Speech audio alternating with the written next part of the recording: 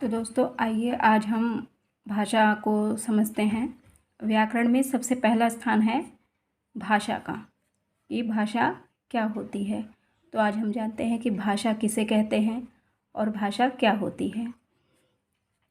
यहाँ पे एक धवल है, धवल जो कि 15 अगस्त का प्रोग्राम हो रहा है और 15 अगस्त के प्रोग्राम में वो 15 अगस्त के बारे में विषय में उनके वो सभी लोगों से अपने विचार प्रकट करता है और सभी लोगों को 15 अगस्त के विषय में जानकारी देता है और 15 अगस्त क्यों मनाया जाता है इसके विषय में वह बोलता है। वहीं दूसरी ओर अवनी जो है वह स्कूल में हुए प्रोग्राम में जो भी गतिविधियां हुई थी और जो 15 अगस्त के विषय में बोला गया था, जो कहा गया था, उन्हीं को वह लिखित रूप में अपने चाचा जी को बताती है। यहाँ पर धवल और अवनी ये दोनों ही भाषा को व्यक्त कर रहे हैं। जो धवल है वह भाषा को बोलकर व्यक्त कर रहा है और जो अवनी है वो भाषा को लिखित रूप में व्यक्त कर रही है। तो भाषा क्या होती है? भाषा मन के विचारों को प्रकट करने का एक माध्यम है। भाषा जो होती है वो मन के विचारों को प्रकट करने का एक माध्यम है। हम जो भी बोलते हैं या हमारे मन में जो भी विचार उठते हैं उनको हम बोलकर प्रकट करते हैं, इसी को भाषा कहा जाता है।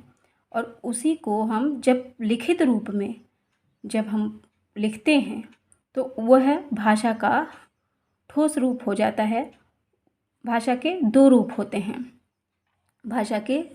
होते हैं। एक होता है मौखिक और दूसरा होता है लिखित। मौखिक जो होता है वह भाषा का मूल रूप है।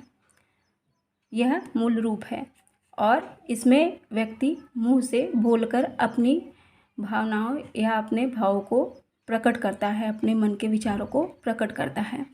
दूसरा जो होता है लिखित में जो होता है यह भाषा का स्थायी रूप है। इसमें हम अपने उन्हीं विचारों को, अपने उन्हीं भावनाओं को लिखित रूप में प्रकट करते हैं। अब यहाँ पर जो है भाषा का जो मौखिक रूप है, जो मूल रूप है, उसके कौन कौन से माध्यम हैं? उसका एक तो माध्यम है रेडियो, टेलीविज़न, मोबाइल या टेलीफोन इत्यादि। इन सभी माध्यमों से हम भाषा के मौखिक रूप को समझते हैं। फिर दूसरा है लिखित रूप।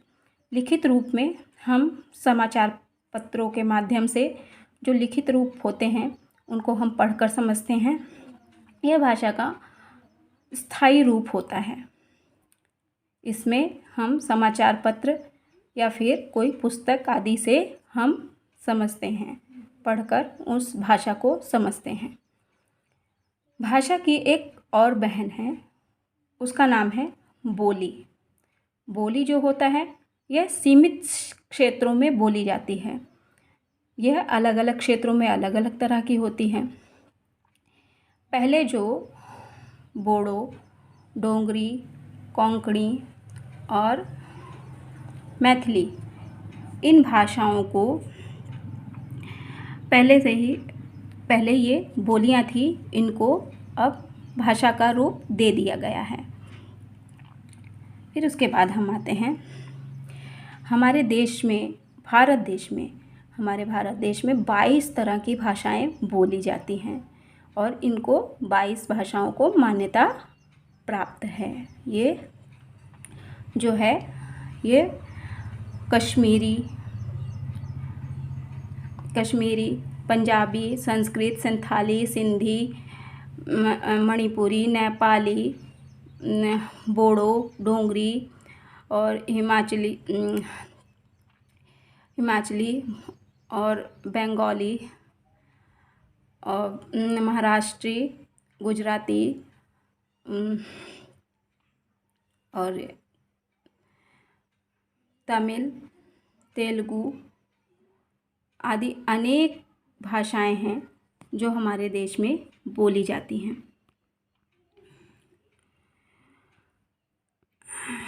14 सितंबर सन 1949 को हमारे देश में हिंदी भाषा को जो राष्ट्रभाषा का दर्जा दे दिया गया।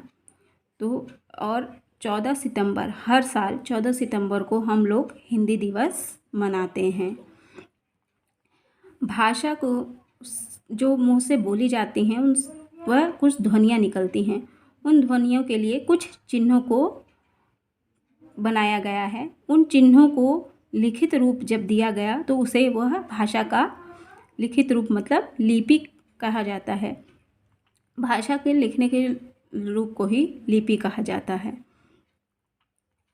यह भाषा में बहुत सारी लिपियां हैं और अलग अलग भाषाओं की अलग अलग लिपियां हैं, जैसे असमिया, संस्कृत, मैथिली, गुजराती, नेपाली आदि की देवनागरी लिपि है और बंगाली की बांग्ला लिपि और पंजाबी की गुरमुखी लिपि आदि यह सब लिपियां हैं। यह हमारी भाषाएं हैं। तो इनसे बहुत सारे क्वेश्चंस बनते हैं। तो वह क्वेश्चन हैं, भाषा क्या है? क्या भाषा अपने विचारों एवं भावनाओं को प्रकट करने का एक माध्यम है? भाषा के कितने रूप होते हैं? क्या भाषा के 2 रूप होते हैं? भाषा के कौन कौन से रूप होते हैं? क्या भाषा के मौखिक और लिखित रूप होते हैं? भाषा का स्थायी रूप कौन सा होता है? क्या भाषा का लिखित रूप स्थायी होता है?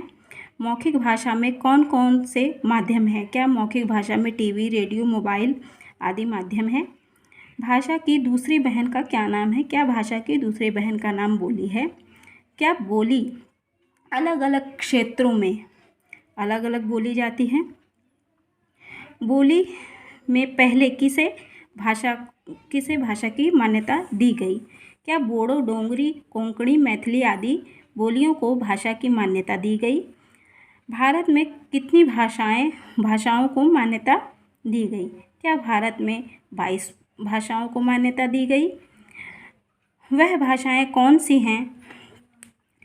कश्मीरी, कोंकणी, मैथिली, पंजाबी, बंगाली, सिंधी, संस्कृत, नेपाली, असमिया, गुजराती, कन्नड़, तमिल, हिंदी, तेलुगु, उड़िया, मणिपुरी, मराठी आदि, क्या ये इन भाषाओं को मान्यता दी गई है? हिंदी को राजभाषा का दर्जा कब प्राप्त हुआ? क्या हिंदी को 14 सितंबर 1949 को हिंदी को राजभाषा का दर्जा प्राप्त हुआ? हिंदी दिवस कब मनाया जाता है? क्या हर साल 14 सितंबर को हिंदी दिवस मनाया जाता है? मुंह से निकली हुई ध्वनियों के लिए जिन चिन्हों का प्रयोग किया जाता है, क्या उन्हें लिपि कहते हैं? क्या उन ध्वनियों को लिपि कहते हैं?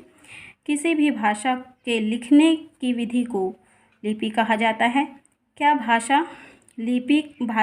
भाषाओं में लिपि अलग अलग होती है? देवनागरी लिपि में कौन कौन सी भाषाएं आती हैं? क्या देवनागरी लिपि में संस्कृत, मराठी, नेपाली, गुजराती, असमिया आदि भाषाएं आती हैं?